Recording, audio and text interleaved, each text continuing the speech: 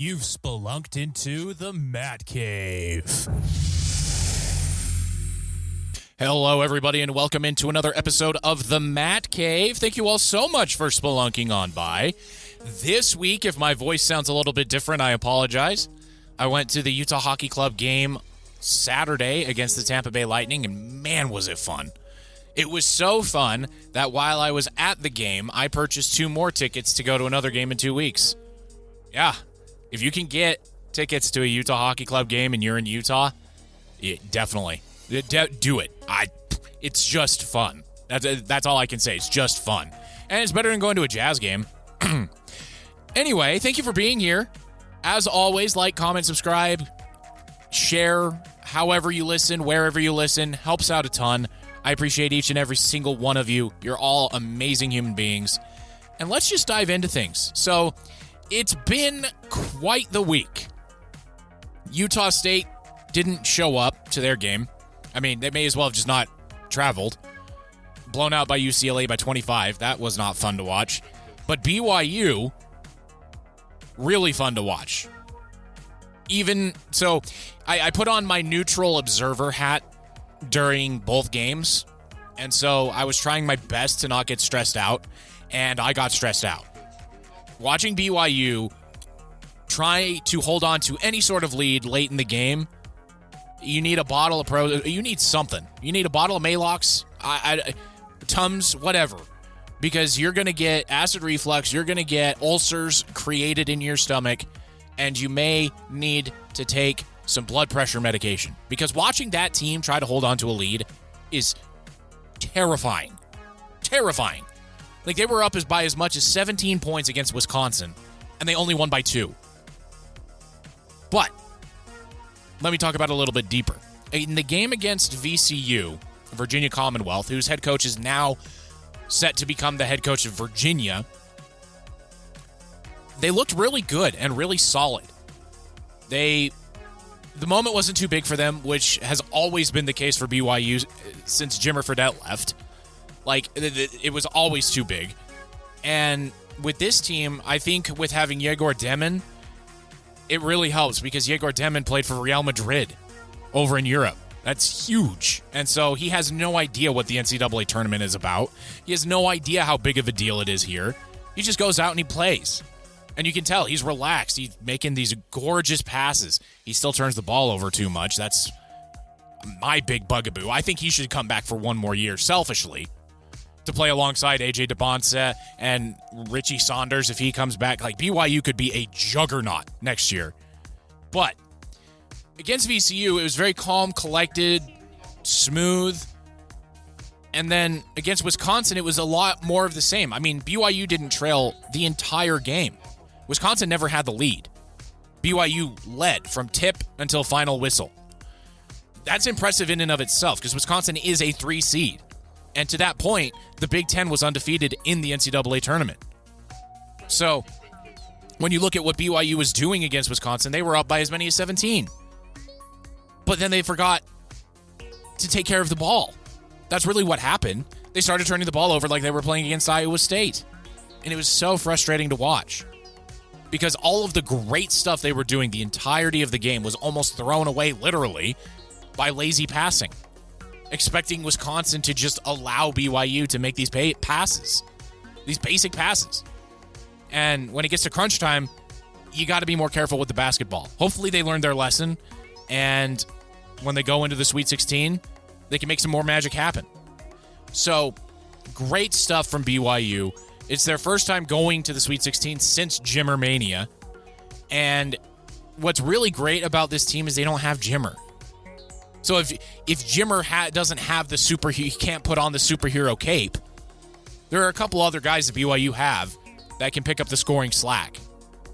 Now, there's 2 things I want to address from the Wisconsin game that are seemingly flashpoints for no reason. The first was the elbow from Dawson Baker on the Wisconsin player. That was an accident. It's not like he cocked his arm and then shoved his elbow in that nether region. It just happened. That's why it was a flagrant 2, and he didn't get tossed. Like, it happened. He was trying to stand up. So that one, it's a nothing burger. I hate that term, but it is. It's a nothing burger. There was nothing happened there. Not even the Wisconsin bench, the coaches, the players, they didn't get overly excited about it. The flagrant 2 was assessed, and everybody was okay with it.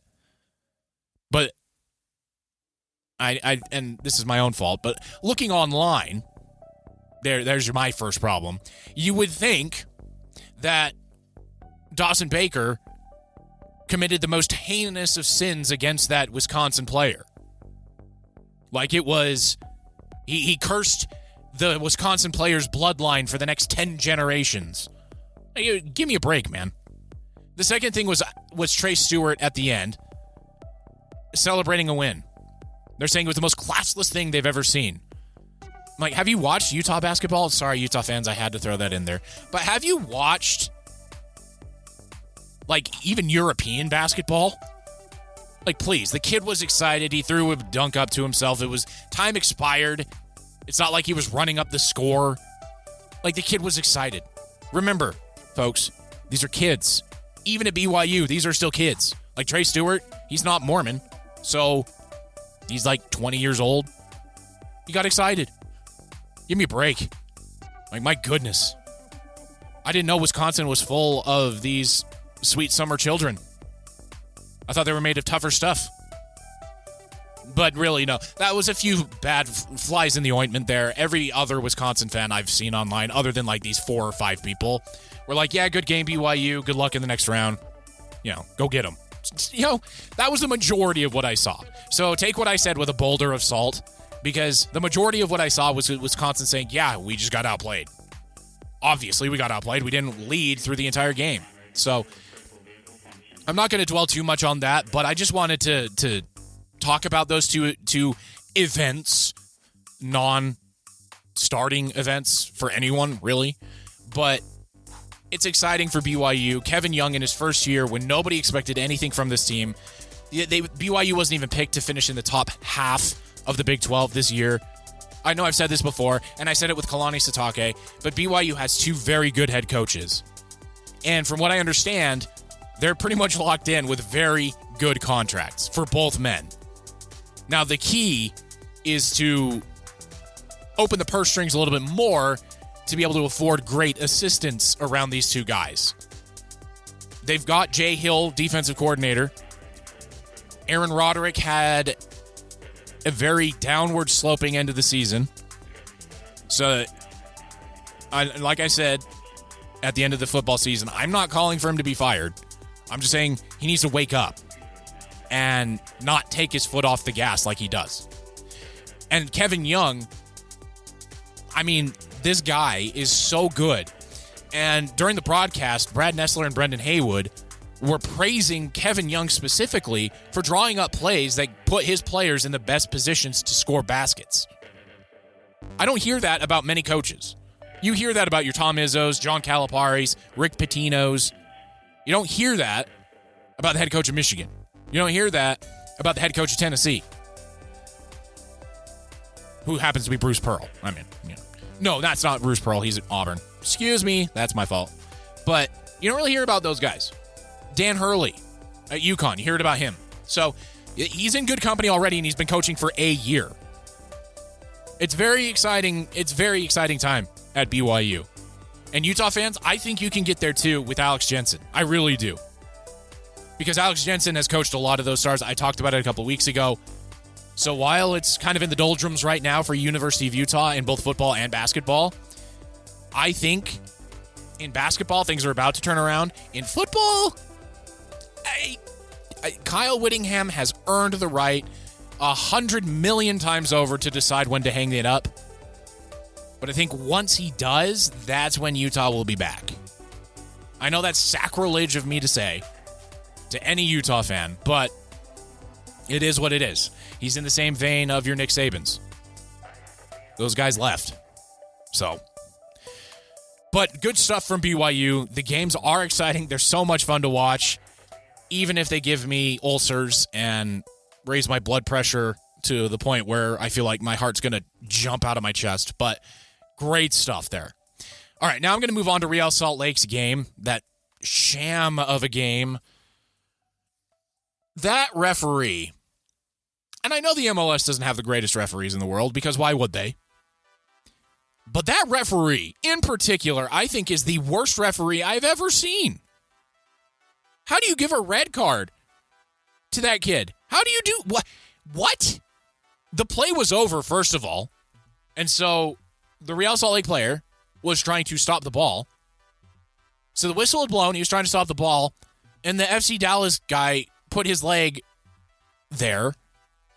And it was coincidental to contact. Like, the Real Salt Lake player wasn't stomping on the guy. Like, give me a break. That's not a red card in any universe except for the one where this referee lives. It's a terrible call. And then the penalty call? Are you kidding? Are you kidding? That was a dive. Give me a break. Like, our defender, Brian Vera, touched the guy's shoulder as he was going by him, and the FC Dallas guy fell down. That's a dive and a yellow card on the FC Dallas player. But not to this referee. For this referee, that's a penalty. So from the 28th minute on, Real Salt Lake had to play with 10 men against FC Dallas. FC Dallas is not the best team in the world, as evidenced by their 1-0 win against a 10-man Real Salt Lake. But if Real Salt Lake was at even strength, I think they would have won that game. I really do. So it was Real Salt Lake versus FC Dallas and that referee.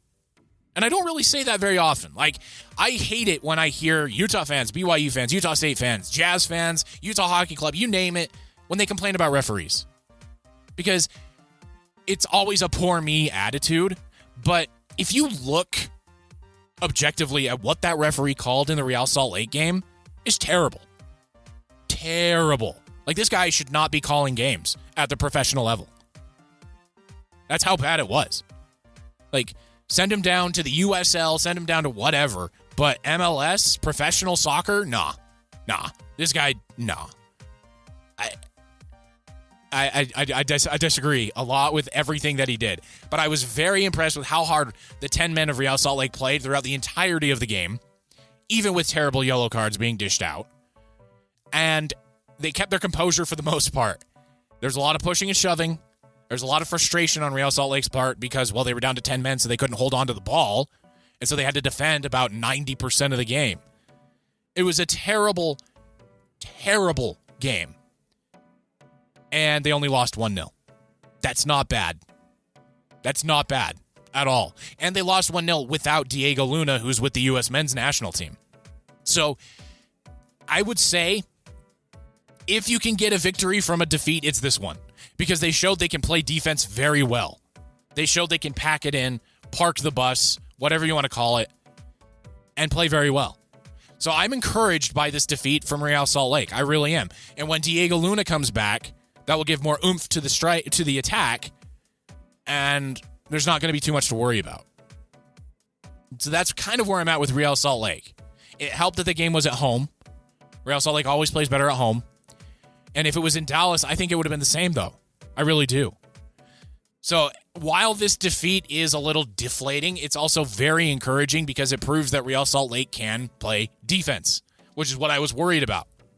They gave up those 3 goals to San Diego, gave up 2 goals to Seattle, 4 to San Jose. But now it seems like the club has kind of figured out their identity a little bit on the back end, and they feel good. And I feel good too. So that's where we're at with Real Salt Lake. I wish it could have been a better performance, but the referees saw to it that it wouldn't. That's really where we're at. All right, let's move it right along to Utah Hockey Club. So I went to my first Utah Hockey Club game, which coincidentally was my first NHL game. I've been to Grizzlies games, I've been to college games, and I've been to semi-pro games. So I've seen a lot of hockey live, but an NHL game, I know everybody is tired of hearing this, but it's just different. Watching an NHL game is akin to watching a basketball game where the speed is turned up to 1.5 times. That's really what it is. And this game was so much fun. The arena was packed. It was against a very good Tampa Bay team with 4 All-Stars on their team, and the points leader in the NHL, Nikita Kucherov, and Utah Hockey Club won the game. They won the game and they never trailed. So they proved that they can hang with the better teams in the NHL at home, which, as you know, if you've been listening for a while, I've been very worried about the home splits of Utah Hockey Club, and they've kind of figured things out. So at home, after being I think it was 6-11 or something like that, they've since gone. Now they're 15-13-7 at home.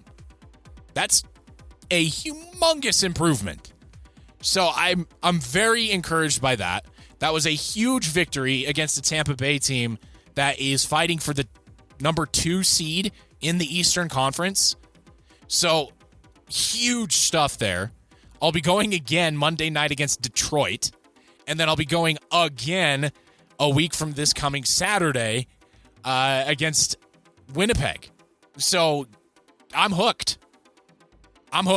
They're still 4 points out behind St. Louis for the final spot.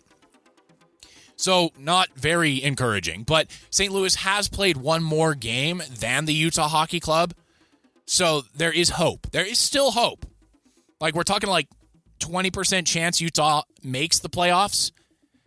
But again, I'm going to say this again, that is so much better than where this club was last year, because it didn't exist, yes, but when they were the Arizona Coyotes, they were out of it. They didn't get a single win in February last year. So this team is fighting, and they're fighting.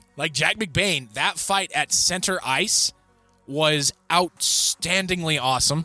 It was the loudest that arena was the entire game. Regardless of what goal was scored when, that was the loudest the arena was. So, yes, I'm a hockey fan.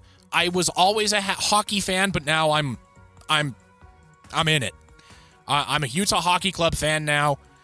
I don't want to resign my Colorado Avalanche fandom, but it is definitely, if there is anything behind a back burner, that's where I am.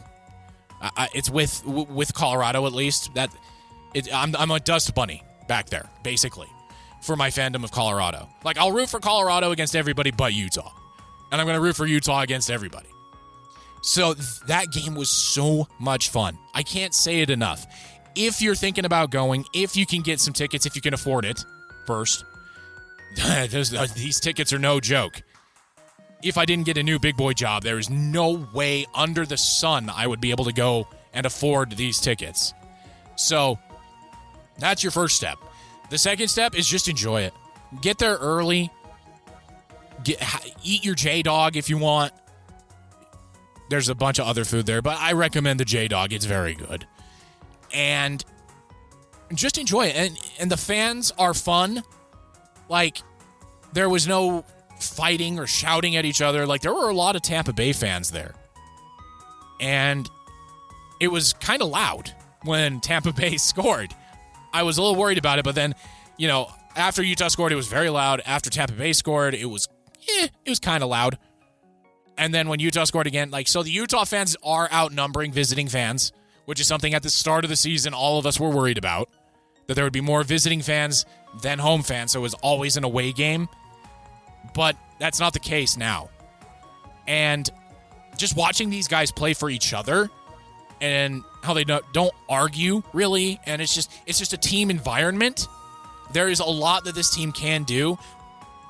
It's just they're missing the superstar. They're missing that guy. They're missing the Nikita Kucherov. They're missing the Jack Gensel. They're missing Nathan McKinnon. These guys, that guy where you can just turn to and say, all right, we need a goal. This guy's going to go get it. Clayton Keller's close. Dylan Guenther's very close to being that guy, but Dylan Guenther's 21. Logan Cooley's 20. So there's still a lot of maturing to do for those guys. And Clayton Keller's 27, I think. So there's a lot of room for growth with this team, but they are incredibly exciting. If they get into the open ice, look out. Every time that Utah was able to get into the open ice, where they were able to push the puck, get speed, they flew by Tampa Bay. And Tampa Bay, by no means, is a slow team. So it's so much fun. I'm looking forward to the game Monday night against Detroit. That'll be another good one. Detroit is in the thick of it for their wild card in the Eastern Conference, so it's going to be another tight game. I just hope by the time Winnipeg comes to Utah, that they'll be packing it in, saying, yeah, we got the number 1 overall seed. We're going to pull off. We're going to rest Connor Hellebuck for the playoffs. We're good. Our 3rd and 4th and 5th lines are going to be playing the majority of the ice time. We're going to give this one to Utah. That's what I'm hoping for. I really am. But I can't say how much fun I had. It was just great. It was just great. And I finally got the jersey I wanted. So I did get a jersey from Fanatics for Clayton Keller. But that jersey did not come with the patches that I wanted. So it didn't come with the Captain's C. And it didn't come with the inaugural season patch on the shoulders. They only sell those at the arena. So I was able to get that. I was very pleased with that. I'm not going to say how much it was because it's ridiculous. But I did get one. And so I'm very pleased about that. I went with my sister. She had a blast. And she's not, a hockey fan, but she still had fun. And that's what's important, right? You need the fans to have fun. If the fans have fun, they'll come back. Which is why the Jazz sell out constantly. The fans have fun. The Delta Center is a great building. It's very well done and organized.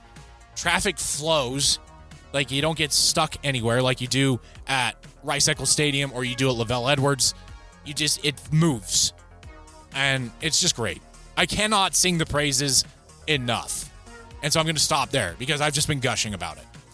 So, suffice to say, in the years to come, get yourself to a Utah Hockey Club game. You're going to have fun. You are. Even if they lose, you're going to have fun. It's a good time. All right. So that does it for sports talk this week. How are your brackets, by the way?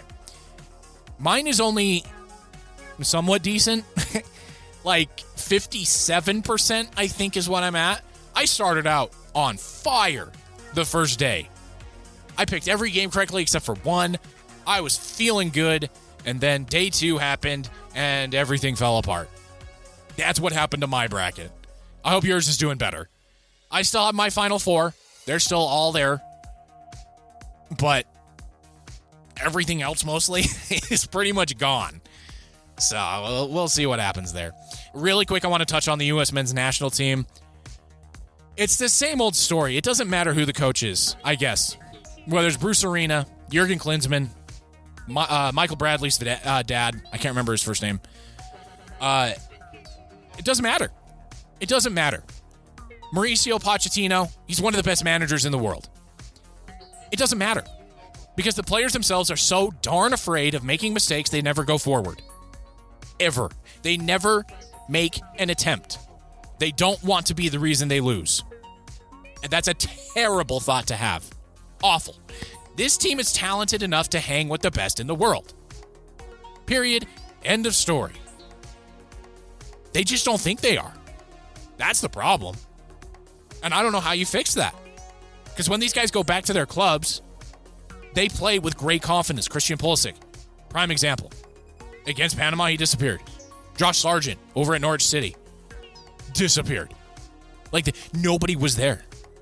Nobody wanted to go forward. Nobody had imagination.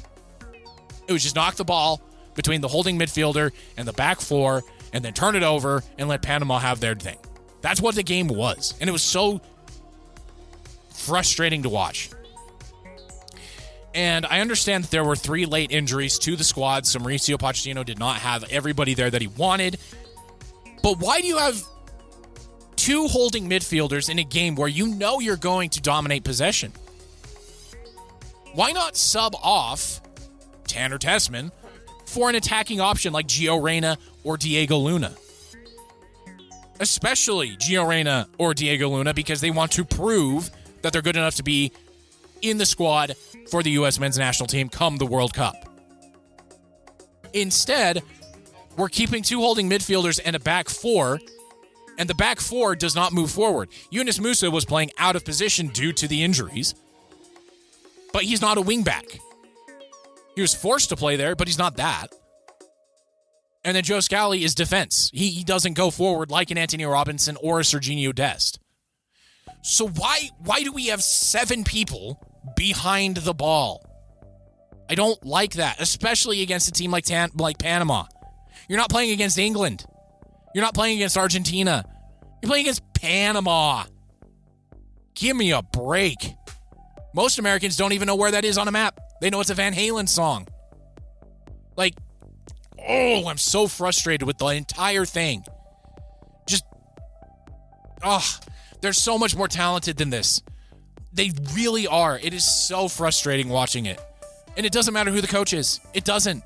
It's the same story every year. It's the same story. Greg Berhalter, Mauricio Pochettino, Bruce Arena, Bradley. It doesn't matter. Jurgen Klinsmann. It doesn't matter. It's the same story. The attacking third is just bereft of imagination and bereft of talent at this point. Is Christian Pulisic? Yeah, I don't know. I mean, he is just one guy. But Josh Sargent is supposed to be prolific. Like, this season is the best season he's ever had. And then against Panama, I couldn't pick him out of the lineup. So, yeah, I'm very, very disappointed by what I saw. The game, as I'm recording this today, March 23rd. Happy birthday to my sister, by the way. Very happy birthday. I took her to the game as her birthday present. It was so much fun. But the game tonight against Canada doesn't matter. It doesn't matter. It's third place in the CONCACAF Nations League. It's the first time the U.S. has not won it. It's been around. The tournament's been held 3 times. The U.S. has won it every time, except for this time. And they didn't even lose to Canada or Mexico. They lost to Panama. Ugh. So the game tonight doesn't matter. It's not even worth watching. Like, at this point, I'd rather watch the women's basketball tournament than watch that game. Honestly, I probably will. All right, so quickly about video games, I just want to touch on Monster Hunter. So, Monster Hunter is incredibly fun. Absolutely get it. It's in my review scoring, and let's go over that again. It's buy it. Buy it if you like the series. Buy it if it goes on sale. Avoid it entirely. So that's my scale. This one is a buy it. It's a buy it. Whether you've played Monster Hunter before, whether you've seen Monster Hunter, whether you're interested in playing the game or not, get it. It's so much fun. And this one in particular is very new player friendly. And so absolutely get this game. It's so much fun. It's so much fun. But I'm seeing a common thread among games coming out, and it doesn't matter the studio, it doesn't matter the publisher, it doesn't matter. They're broken for PC. If they go for all platforms, they're broken for PC every time. Every time. Why not wait a month and get it right? And then launch your game. Or, in your development schedule, get it right. Allow your developers to get it right. Capcom has said, and they're the ones who made Monster Hunter, that this is the best it's got. There's not much more you can do. Meanwhile, there's a bunch of people out there that have made it better, that will make it work for your PC no matter what your rig is. As long as you hit the minimum qualifications, there's articles abound online that will tell you how to play the game and have it run smoothly. It just frustrates me to no end that these companies think they can't do it, or they don't want to do it. They don't want to spend the extra couple of weeks to allow their developers time to get it right. Because at this point, developers know what they're doing. This isn't the Wild West anymore in video games. They know what they're doing. They know how to code the game. They know how to make it work on different hardware. They know how to make it work. You just need to give them the time to do it. And these publishing houses just won't do it. They won't allow developers the time to do their job. And Monster Hunter was a smash hit. 2 million copies sold. It's only been out a month. Not even. These games, people want to play them. So just make them right. Allow the development team time to make them right. It's that simple. Why not do it? All right. That's the show this week, everybody. In summation, BYU is having an incredible season. Sweet 16, first time since Jimmer-mania. Utah, you're right around the corner. I really believe that, especially now that like NIL money is coming in. You got the right head coach. You got the right head coach in waiting. It's coming. Real Salt Lake, encouraging loss. 10 men for most of the game, only gave up 1 goal, and they played against the referee too. And let developers develop their dang games before you push them out the door. All right. Thanks, everybody, and I will see you all next week when we spelunk back into the Mad Cave.